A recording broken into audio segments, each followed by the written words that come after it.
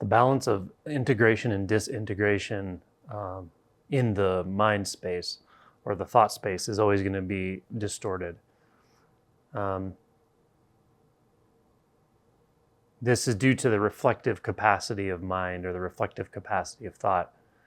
You could say it sort of sees things backwards, it sees things with some distortion, and that distortion is fundamental to thought.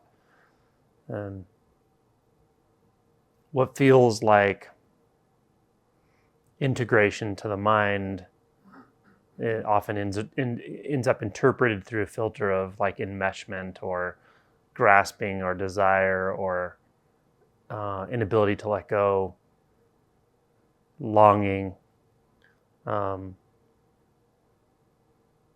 What appears as the disintegrative nature through the filter of mind appears like something, appears as something like disinterest, bypassing, headiness. But these aren't the actual integrative and disintegrative energies. These are these are reflections. So we're taking the reflection to be reality, and thus we're already engaged in a distortion. So to try to correct that distortion through the filter of distortion just doesn't work. And that's why we feel so frustrated, or we can feel so frustrated trying to approach life from the standpoint of the assumption of separation, the assumption of division, the assumption of striving, the assumption of grasping, the assumption of aversion.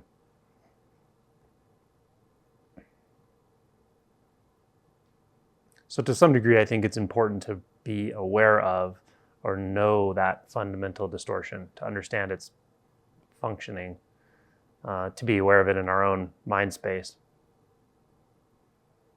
and to recognize its signature.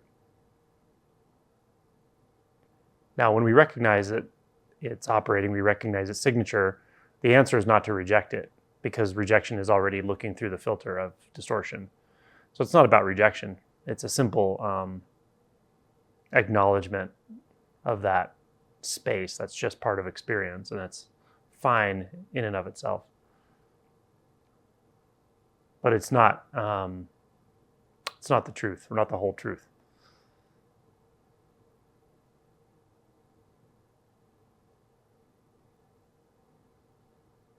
Ultimately, the key is to see that does not indicate anything about you. It doesn't indicate anything about truth, about reality, about the world. It only indicates something about its own world. So this approach through dispassion or through neutrality, perhaps, is, I think, a very important attunement, especially as realization unfolds and clarifies.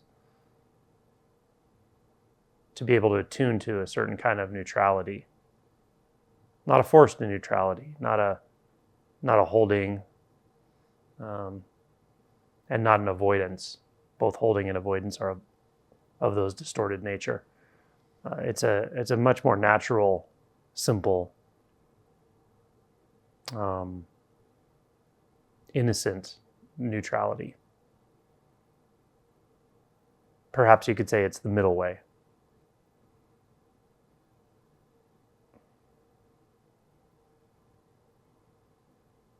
And I think many inquiry points or koans can point to this.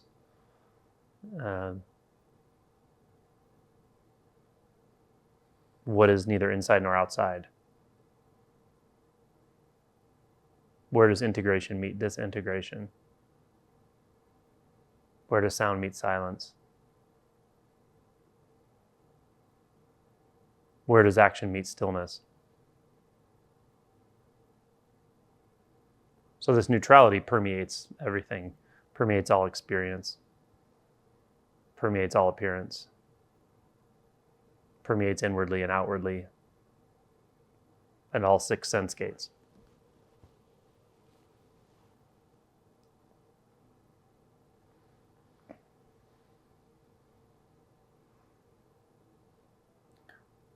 Interestingly, it's also an entry point sometimes for this first awakening, for Kensho.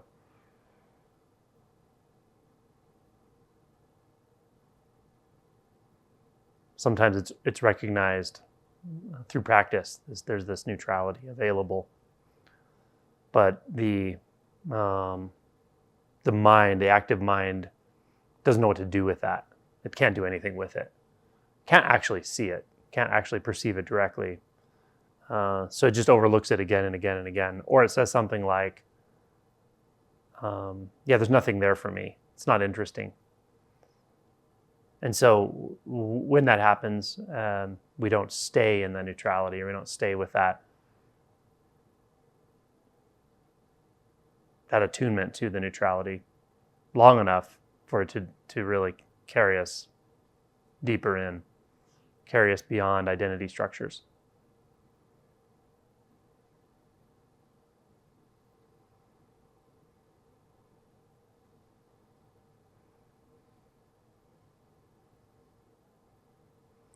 I think Chad said something yesterday that points to this well. It was, if it feels stuck, drop it. What was the next part? If you're stuck, drop it. If you're avoiding it, pick it up. I love it. If you're stuck, drop it. And if you're avoiding it, pick it up. That points so clearly to this. That's the correction of the masculine and feminine distortions, the disintegrative and integrative distortions.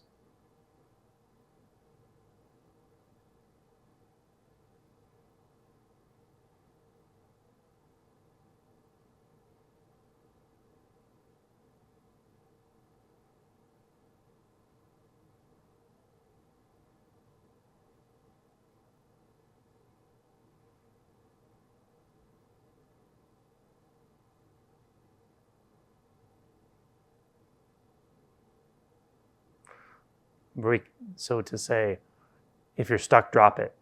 Because what can be stuck? Who can be stuck? There's already a presupposition going on in that experience.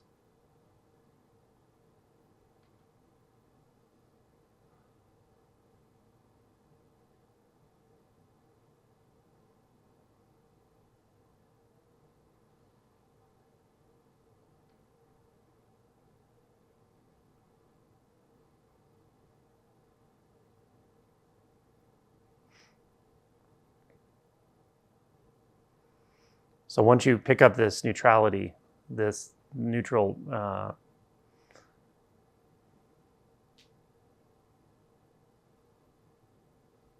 thread of experience, it can be just a silent investigation that goes on and on and on and on and on.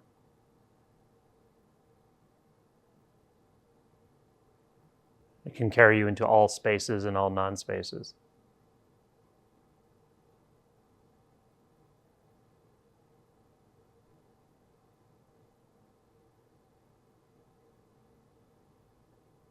Can show you the answer to all the inquiry questions before they're asked.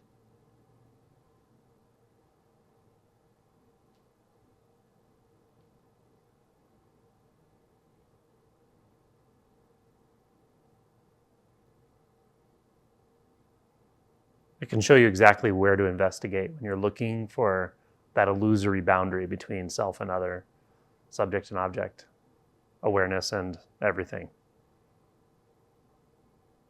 Or that which is self and that which is not self. The neutrality is an attunement to a very alert gentleness in exploration.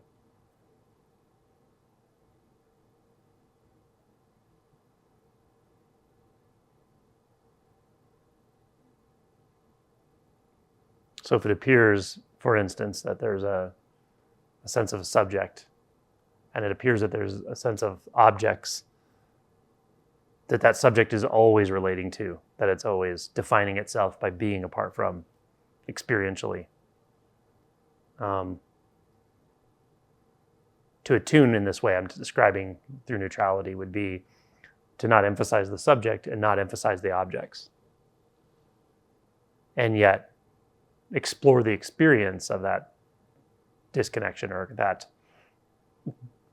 duality through this kind of neutralness or this neutrality in the experience immediately, just with a very, very soft hand, not trying to make anything happen and not trying to stop anything from happening.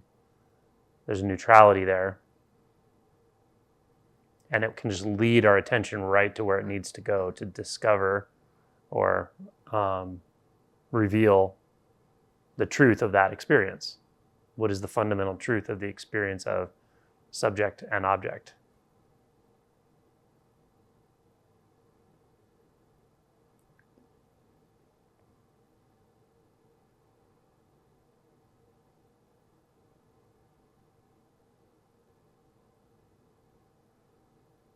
So where's the object?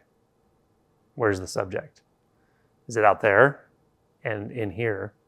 Or is it an afterthought?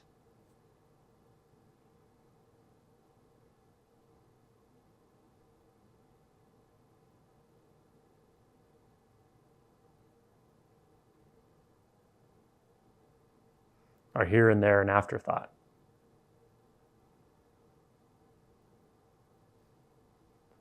And what does the world look like when we see that here and there, self and other, subject and object are afterthoughts, post-processing? That has a certain neutrality to it. It's uncharged, it's non-polarized.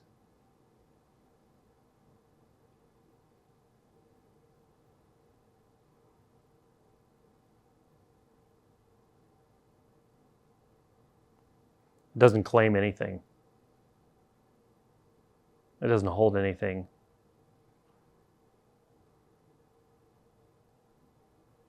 It's very simple. Very simple.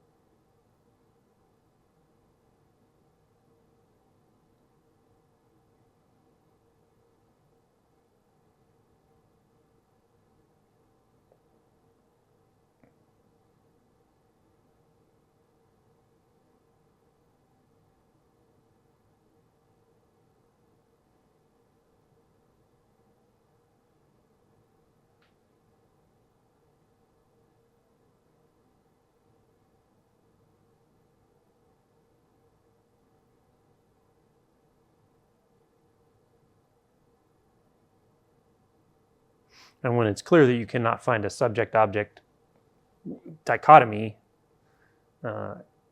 in actual experience or in immediate experience in one sense field, then it's clear that it's the case in every sense field. It may not immediately be, but if you explore in the same way, the physical sense, the body sense, sound. Where is sound?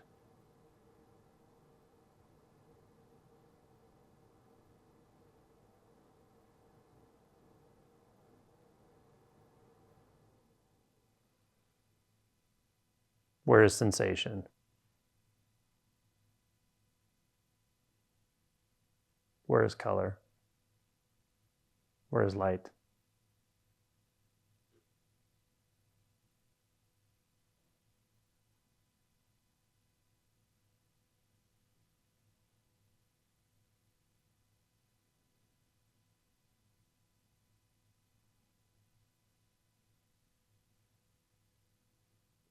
Perhaps that neutrality is a litmus test that you're tuning in to this, because once the tension's in the mind, it doesn't feel so neutral. It feels polarized. It feels like there's a pushing and pulling, perhaps, or it can. But the experience, the non-dual experience, is very still, very primary, profound and intimate, neutral.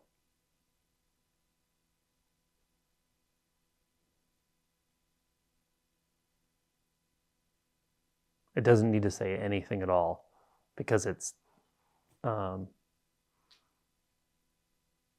appearance is the most primary thing that we can know, really, or that we can experience. So it doesn't need to have qualities or descriptors or labels.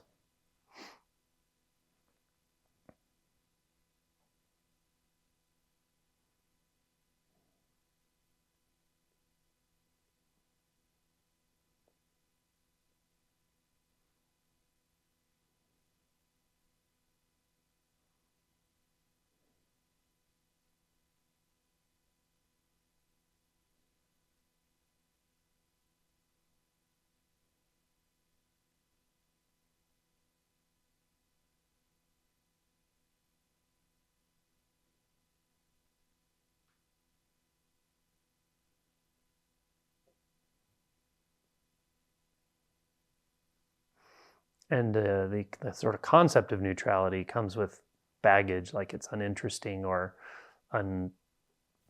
exciting or not useful, perhaps not practical. But this isn't like that. It has infinite depth to it. But it's very, very settled.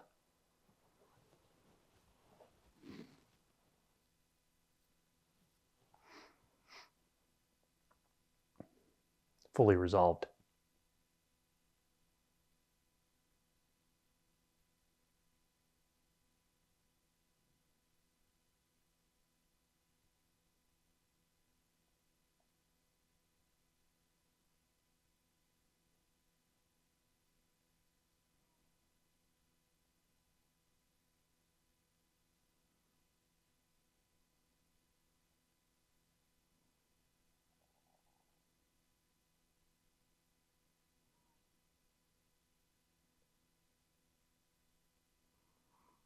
Sometimes people would describe this like awareness, some kind of vast awareness, and almost as if it's a thing, like a space, like a three-dimensional space. And that's a subtle distortion into the disintegrative. What I'm pointing to doesn't have. It's neither spacious nor non-spacious. It's neither locationless nor in the world of location or in the realm of locationality. Because it's more primary than even those mental constructs of, even though they're very fundamental constructs of space, this is more fundamental than that.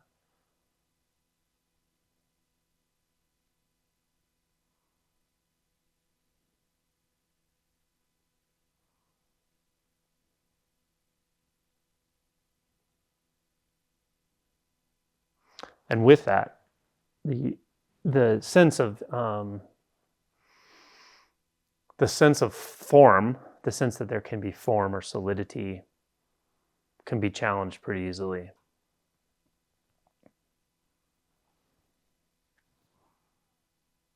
Because to experience form, you have to experience perception. There has to be an experience of perception, perceptual distance, or the ability to perceive at all. The ability to perceive is sort of dependent on the ability to perceive something, form specifically, and vice versa. The ability for there to appear to be form requires some sort of perception. So those are interrelated, essentially, concepts, but they're not, I would say, more like non-conceptual cognitive processes.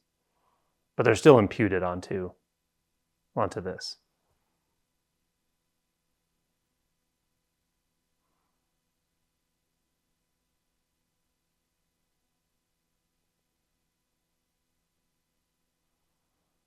So with that understanding or that insight, that direct insight, you enter a world of formlessness. Or the world of formlessness is revealed. You're not in it or outside of it. And that can be surprising to people sometimes.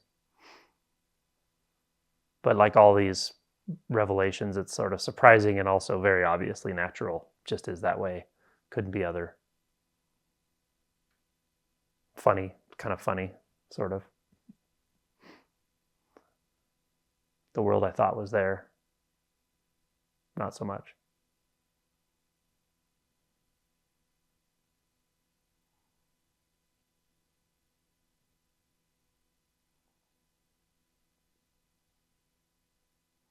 Doesn't mean there's nothing there. No, there's no thing there, but doesn't mean there's no, that it's empty in a conceptual way. You can't say that.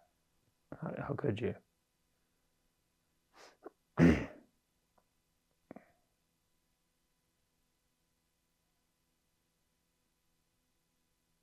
So what you know is the appearance.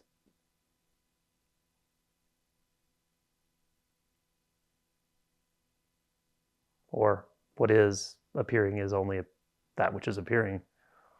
There's nothing more, nothing less, nothing to deconstruct about it.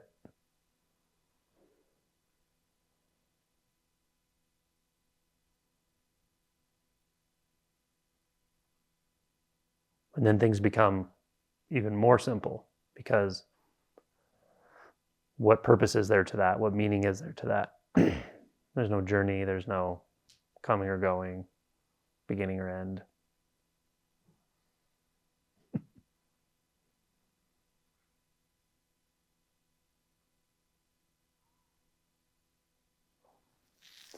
I mean, the Bahya Sutta is pretty clear, and I think that's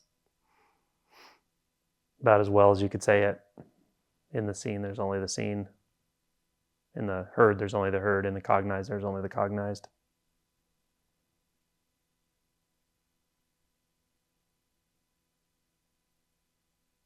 Nothing imputed, nothing constructed, nothing fabricated.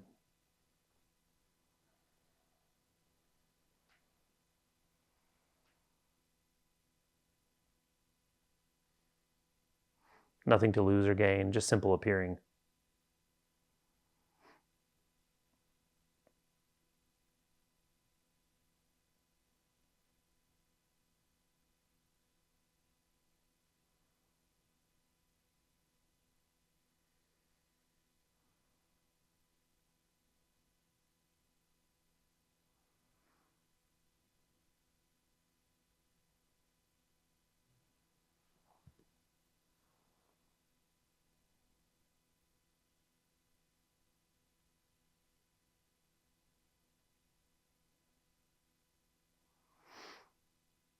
And then maybe that neutrality that you initially perceive as not thought, of not the non-conceptual, encompasses everything. It's encompasses intention and will and purpose, meaning.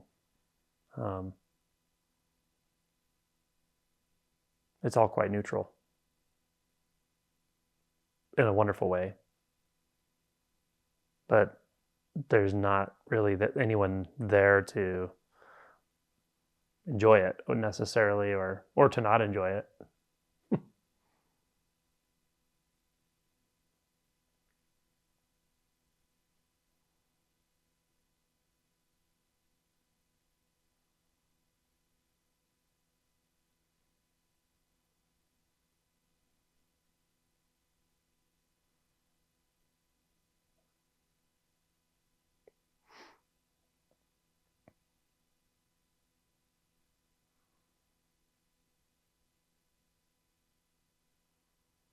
And it's not boring either, by the way. It could seem boring, probably. But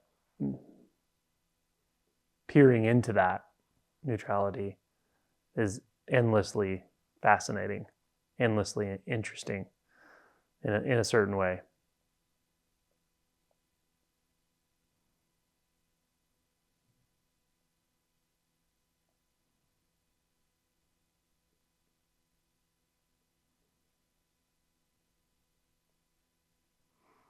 You could peer into it the rest of this lifetime and really be scratching the surface.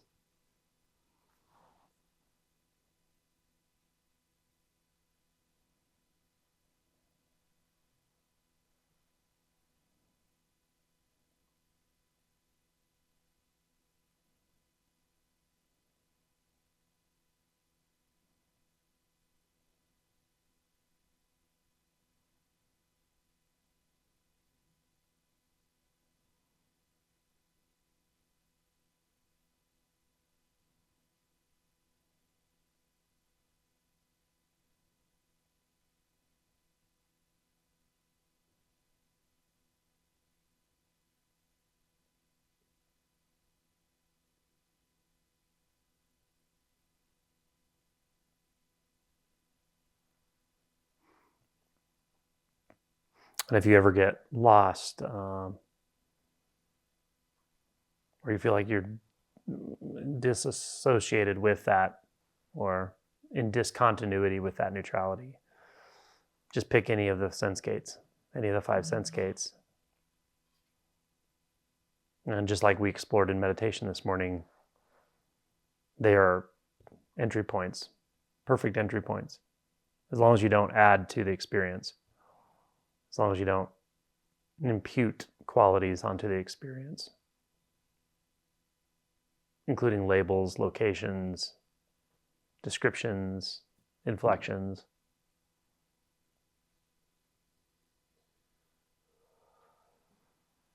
A single sensation leads endlessly into itself. A single sound leads endlessly into itself.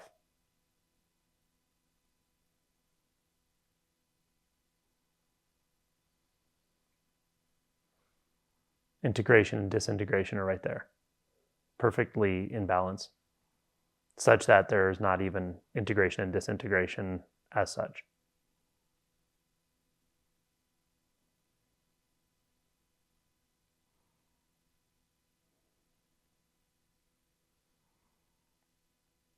The visual field, similarly. The forms and colors and swirls and shapes. If it's initially too challenging because the mind creates a 3-dimensional world so quickly, you can consider staring at something that is not so much formed, like a wall, or closing your eyes and seeing the shades of behind your eyelids. Looking at an abstract painting, maybe. Looking at the sky. Something where you don't have a strong tendency to pick out objects. And in the same way that we notice sound has no specific quality or location, we notice also in the visual field that there is something there that has no quality or location, no specific quality.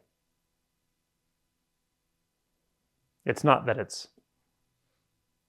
qualityless either, it's just that it has no specific quality. It's not fixed by quality, defined by anything.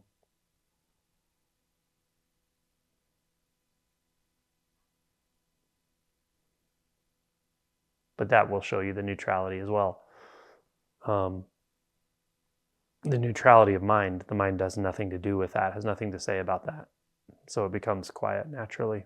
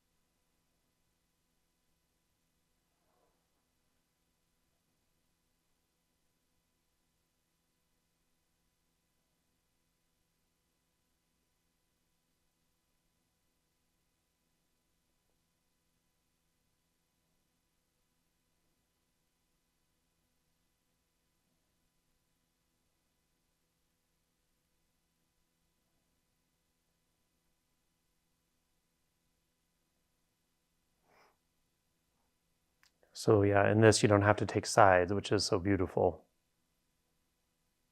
When integration and disintegration are undistorted, there's no taking sides, no need to, no ability to.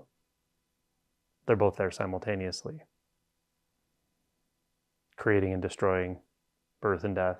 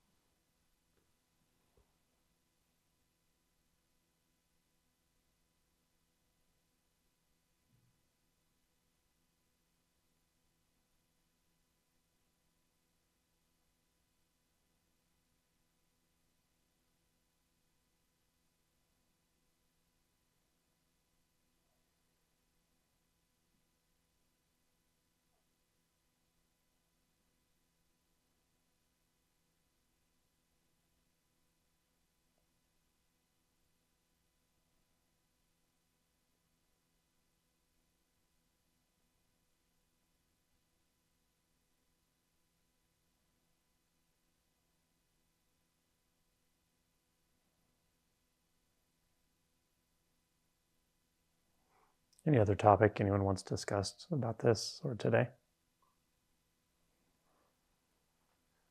Mm-hmm. Yeah. Mm-hmm.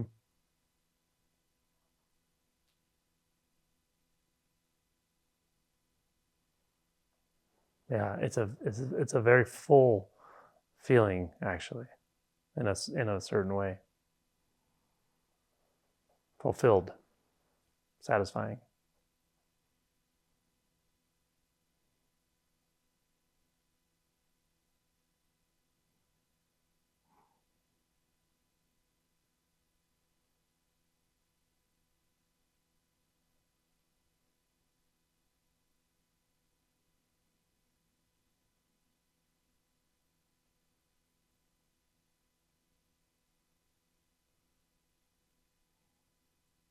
With regard to sound, there's one sound that's like buzzing. Mm-hmm. Okay. Yeah. That's everywhere. Mm-hmm. Some people call it a nada, the nada sound, or some traditions will even teach you to attune to it. But I think physiologically, the mind filters out in the sound field. It tends to filter out something, specifically that the background sound that's just made by the sort of neuro apparatus of the ears, the hearing. It's just this like hum or buzz. It can be quite loud. For me, it's louder than the ambient sound usually. Like in this room it is.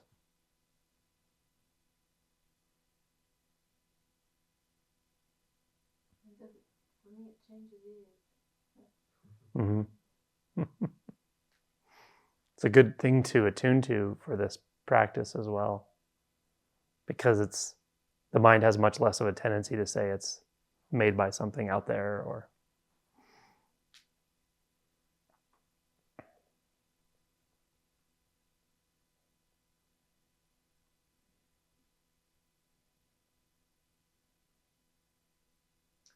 About equanimity when tapping into this. Mm. It's like they'll be, oh, I'm gonna die. I'm gonna die. I'm gonna die. What if this? What if that? What if this? Mm. But like I can feel the hum and it's Mm-hmm. but like a lot of fear. Yeah. When I point this directly, I'm always a little aware that it can definitely trigger like sort of fear responses.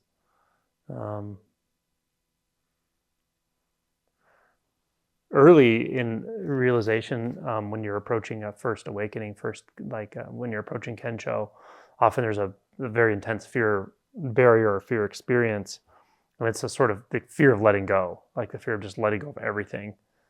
When we're working on non-dual or approaching non-dual realization or dissolving the subject-object construct and those sorts of things, there can be a different kind of fear. It may feel the same, but it's a different sort of fear, and it's like the fear of merging completely in and just disappearing into something and just not being there anymore because you're fully merged inward instead of. So sometimes I say that the first movement of realizations is sort of disintegrated movement of awakening, and then later it's more of an integrative movement of like fully merging inward. But it's just something that'll happen here and there, and then it'll settle over time. It'll calm more and more. Fear of like blinking out of existence. Mm-hmm. Yeah. Yeah. But the way the mind thinks about that happening isn't really how it is, because there's nothing there to blink out of existence. It's strange. I know it's very strange, but like the illusion fears its own dispelling somehow. It's very bizarre. But in the end, it's usually pretty anticlimactic as far as the sense of self just seeming to have never been there at all. It's not necessarily a fear that comes with that. Sometimes what comes with it is repressed material that's still around, which there'll always be some around probably, but repressed material that's still around, but the conditions just haven't like lined up for it to come to the surface. When it does come to the surface, it's like there's nowhere to hide from it anymore. It's a whole different feeling. I don't know. We've talked about it. I think we talked about it yesterday in the Q&A and stuff, and it's like it's a very strange feeling. It's like there's nowhere to run to. You can't run away from anything. There's nowhere to go, and yet this experience is here. And like if there was a story, the mind would say like I want to do anything to get out of this. I want to do something or be somewhere else or distract myself, and there's just literally no ability to do it anymore. But the good news is that tends to allow it to metabolize very quickly, and you realize your capacity for all kinds of experiences much greater than you ever imagined it could be. So I would just say, just give it time. But attuning to that neutrality is a good way to work on equanimity if you're just willing to go through what you have to go through. Because as you know, it just comes. It's like, oh, here it is, and it'll settle, of course. And then it may come again in another wave, and then it'll settle. But it doesn't last forever, that's for sure.